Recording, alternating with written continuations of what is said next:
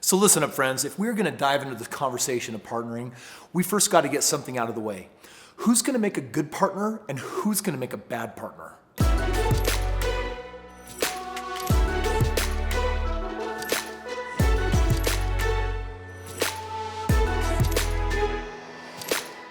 Dun dun dun dun dun dun dun dun dun dun dun dun dun dun dun. Listen, we're getting married, right? I mean, if we're gonna partner, I want you to understand something.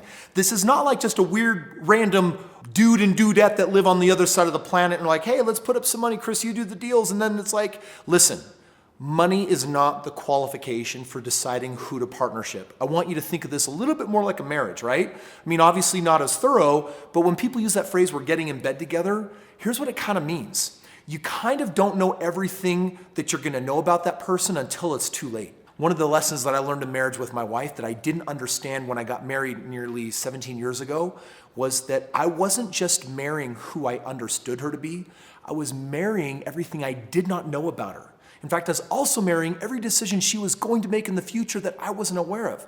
And this can produce a risk. You see, I have a long-term track record of treating my partners fairly and building wealth over the last 15 years. But there are some unknowns. One of those is, what will the economy do? And for me, who will you be as a partner? You see, you gotta have standards. And one of my standards is, I'm making enough money in my life where I wanna work with people I like. So by the way, if you say, wow, I think I might wanna partner with Kris, I've got some money and I want him to cherry pick the very best deals. And if you actually click on the link to speak to a member of my team, you need to understand that there is an interview process. And what they're gonna do is they're gonna learn about how abundant versus scarce you are. There's scarcity and prosperity, right?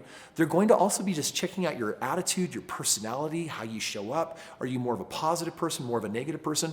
They have an interview that I'm not gonna tell you too much about it because I don't wanna ruin it and I don't want you to have to answer all the questions the right way. But here's what they're trying to figure out. These highly trained individuals have spent a lot of time with me. They've been in my personal airspace, my home, my events. They know me and they know who makes a good partner and who doesn't. I'm inviting you to think, what would a good partner be for you? What kind of morals do you want them to have? What kind of ethics? How honest do you want them to be? Because I wish everyone was perfectly honest, but that's also probably not true. That's a great lie. Do you want them to have family values, or do you really not care at all? Those are things for you to be thinking about when you're considering your partners. And here I'm telling you about the way I partner with people so that you can understand. And I want to tell you why. Here's the story of real estate. We buy a home and let's say we own it for 1,500 days before we sell it. And when we sell it, let's just assume that we make a $70,000 profit beyond what the money we put in on it. So we make $70,000 holding this home for 1,500 days. You as a partner only had to put in a handful of hours, and when you get the proceeds check and the profits, you're saying, man, I freaking feel like I made $5,000 or $10,000 or $15,000 an hour. That was freaking awesome. I get it. I'm feeling the same way. But the question is, what happens between day 1 and day 1,500? Because a couple of things can happen. On any property, at some point during its 3-year, 5-year, 7-year holding pattern, it's gonna have a bad day, okay? It's not gonna have PMS as often as women sometimes get it, but it's gonna have its moment where you're thinking, oh, this thing's a nightmare. Now, I'm not gonna be thinking that. I'm actually here to help you understand that real estate, you're gonna hold it the first year, it's been cash flowing, the second year it's cash flowing, the third year it's cash flowing. Everything goes well until one day, tenant moves out, there was $8,000 of unexpected repairs on the property, and maybe it takes 3 months before it gets re-rented because for whatever reason, the rental market slowed down. For you, you're having a bad day because you're brand new and you haven't been trained that this is part of the business. In fact, this is actually something I anticipate. This is why I set up what's called a sleep well at night account. More on that later. Essentially, I know roughly how much pain this property can cause at a given moment, and we financially fund our business bank account with enough money as a part of the purchase to be able to handle that. So we can do what I call sleep well at night. Sleep well at night, it's your swan account, right? This is where you get your inner peace. But that doesn't mean you're not gonna freak out when that bad day strikes.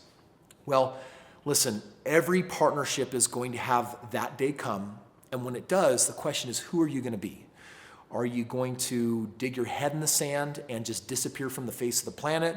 Are you going to become irate and angry and frustrated? Real estate for me is a numbers game. There's no emotion to it other than feeling excitement for what will eventually happen. Because here's the rest of the story that usually happens. You got a bad day, you got the money in the business account, we overfund it, we take care of the problem, we get it rented, we get it back on track. You're good again. At some point, we're gonna sell that property. And when we get those profits and we disperse them or hopefully pass them into the next properties, guess what you're gonna be thinking? Man, that was the best thing I ever did. Back up 800 days, that was the worst thing I ever did.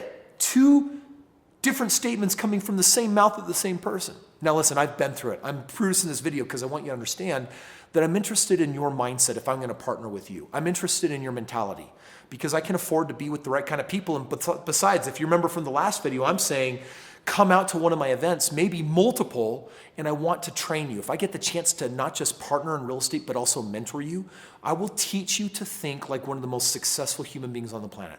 I will show you how to be happy when it's hitting the fan. I will show you how to be positive in a world of negativity when you're having a bad day, and you will stop having bad days because you're gonna determine that it is your perception that determines everything. And I'm here as your backup to say, hey, you can get a little anxiety, you can get a little stressed, but we're gonna do some mentoring on it. And I hope that what happens is that you choose to change into a more knowledgeable, wiser person that says, hey, Kris is right.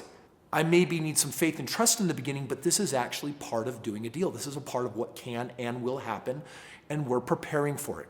It doesn't mean that we're prepared for everything, but between insurance and our SWAN accounts, friends, we got things covered. Remember, this is not my first rodeo, it's not my 500th rodeo, it's not my 1,000th rodeo. I've done this quite a few more times than that, and I'm gonna pass that knowledge and wisdom on to you. Now, things will happen that will take money out of our pockets where we will lose on our profits. Profits maybe turn into $40,000 instead of $70,000. I won't tell you those things can't happen. In fact, I'll tell you that they will. This is real investing. And the risk is that we have a lot to gain and we have something to lose. Fortunately, we're not in one of those investments where we can lose everything or substantial. There's always something often usually great to gain. So you need to understand that even in making this video, I can't make you any guarantees. I can't make you any promises.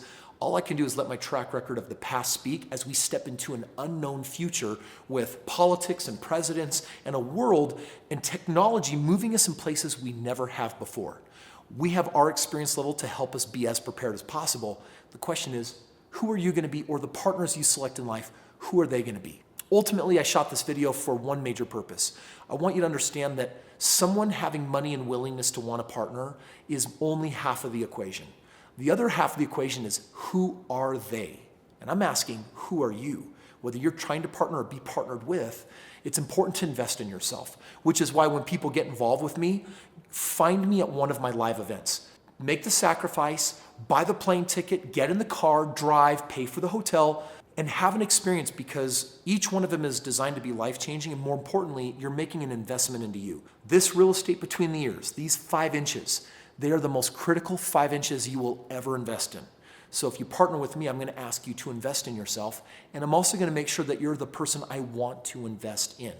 Anyone can come to the event, but not everyone can be my partner. So, friends, take a hard look at your life and take a hard look at what are your standards. Who do you want to work with? Me? I want to work with people I like. I want to work with people I enjoy, and I want to build wealth with people that I like and people that I enjoy. Set those as standards for yourself as well. Hey friend, thank you so much for watching this video. If you are considering partnering, you got a link in the description where you can take action on that. Otherwise, the next video, we're going to be talking about entities and structures. And it's like, okay, if you say we're partnering and putting a business together, then what kind of business entity is it and how do we actually do that?